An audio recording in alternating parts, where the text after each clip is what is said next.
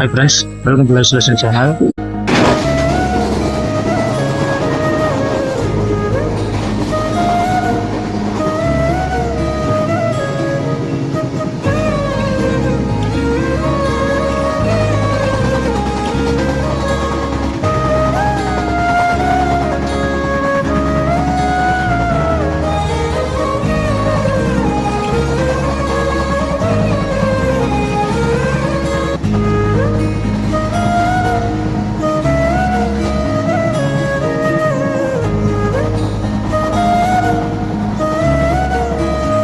பார்த்தீங்களா, நாங்கள் அந்த போருக்கான ரீகாலில் எப்படி வந்து சேர்ந்தோம்ல, இதுதான் எங்களோட நிலம்.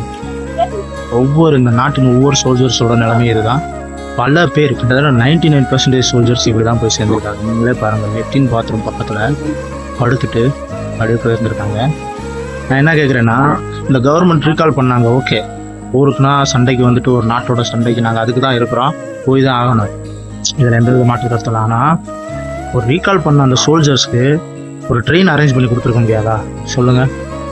இல்லை ரீகால் பண்ணாங்க, ஒரு ஸ்பெஷல் ட்ரெயின் அரேஞ்ச் பண்ண முடியலனாலும் உங்களுக்கு எந்த ட்ரெயினில் போக சூட்டபுளாக இருக்கோ அந்த ட்ரெயினில் ஏறி நீங்கள் ஏசி 3 டயரில் இல்லை 2 டயரில் எங்கே இடம் கிடைக்குதோ அதில் நீங்கள் ஏறி போகலாம், இடமே கிடைக்கலனா கூட உட்காந்துட்டு போகலாம் அப்படின்ற ஒரு ஆர்டர் பாஸ் பண்ண முடியாதா? இந்த எமர்ஜென்சி காலில் நீங்கள் ஒரு ஃப்ளைட்டில் கூட ஃப்ரீயாக ஏறி போகலாம் அப்படின்ற ஒரு ஆர்டர் பாஸ் பண்ணியிருக்க முடியாதா? கண்டிப்பாக முடியும், சரிங்களா? ஆனால் அந்த கவர்மெண்ட் செய்யாது. இப்போ ஒரு ஐபிஎல் விளாட்ற வீரர்கள் ஒவ்வொரு 2 நாள் கேப்பில் அடுத்தடுத்த மேட்ச் அடுத்தடுத்த இடத்துல போய் விளாட்றாங்க. அவங்களுக்குலாம் எங்கேருந்து வந்துட்டு டிக்கெட் அவைலபிளாக கிடைக்குது, எப்படி ஃப்ளைட் கிடைக்குது, அவங்களாம் எப்படி ஏறி போகிறாங்க? இப்படி தான் பாத்ரூம் பக்கத்தில் தூங்கிட்டு போகிறாங்களா? பிசிசிஐட்ட இருக்க பணத்தை விட நம்ம இந்திய அரசாங்கத்திட்ட பணம் கம்மியாக இருக்கா? கவர்மெண்ட் நினச்சா செய்யலாம். ஒரு சோல்ஜர்ஸை ஒரு புழுப்பூச்சி போல தான் அவங்க நினைக்கிறாங்க. ஸோ அதனால தான் இப்படிலாம் நடக்குது, சரிங்களா? இது மாதிரி ஒரு அமைச்சர்களோ ஒரு விளையாட்டு வீரர்களோ ஒரு பெரிய பெரிய ஆட்களோ இப்படிலாம் போவாங்களா? இது மட்டும் இல்லை, இதுக்கு முன்னாடியும் கூட ஒரு தடவை நான் இப்படி தான் டிக்கெட் கிடைக்காம அவசர டியூட்டின்னு சொல்லிட்டு ஜன்னலில் போயிட்டு வந்தேன். அதை கூட நான் வீடியோ எடுத்து போட்டிருக்கேன். அதையும் கூட நீங்கள் பார்த்துருப்பீங்க. 15-16 மணி நேரம் ஒரே இடத்துல உட்காந்துக்கிட்டு, சரிங்களா, அப்படியே போனதெல்லாம் வந்துட்டு எவ்வளோ கஷ்டப்பட்டுருக்கேன்னு அந்த வீடியோவில் பார்த்தவங்களுக்கு தெரியும்.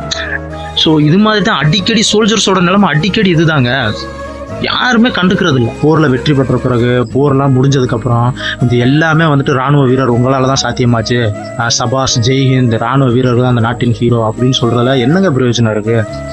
அதுக்கு முன்னாடி அவங்கள மதிக்கிறதோட கிடையாது. இந்த மாதிரி தாங்க ராணுவ வீரரோட நிலைமை இருக்குது. தான் என்னோட வீடியோக்குள்ள பல வீடியோக்கள் நான் எடுத்து சொல்கிறேன். இந்த நிலைமைலாம் எப்போ மாறுமோ? ஆனால் இந்த போர் டயத்தில் ஒரு வாட்ஸ்அப் மெசேஜ் வேறு பரவுச்சு. அதாவது ட்ரெயினில் வந்துட்டு நீங்கள் எங்கே ஏறினாலும் உங்களுக்கு சீட்டு கிடைக்கும், ஃப்ரீயாக வரலாம். அதே மாதிரி அந்த டிக்கெட் புக் பண்ணி சீட்டு கன்ஃபார்ம் சீட்டு வச்சுருக்கவங்க கொஞ்சம் ராணுவ வீரர்களை பார்த்தா கொஞ்சம் இடம் விடுங்க அப்படின்ற ஒரு மெசேஜ் பரவுச்சு. அதுக்கப்புறம் ஃப்ளைட்லாம் ஃப்ரீ ராணுவ வீரர்கள் போகிறது அப்படின்ற இது எல்லாமே ஃபேக் நியூஸ். எதுவுமே உண்மை கிடையாது. அதை ஆட்டோமேட்டிக்காக அதான் பரவி விட்டது நியூஸு. யாருமே ஃப்ரீயாக எதுலையுமே போகலை. இது மாதிரி பாத்ரூம் பக்கத்தில் படுத்து இறங்கி தான் போயிருந்துருக்காங்க எல்லா பேரும், நான் உட்பட. என்ன சொல்கிறது, இதுதாங்க ராணுவ வீரர்களோட நிலைமை. ரொம்ப கஷ்டமாக இருக்குது.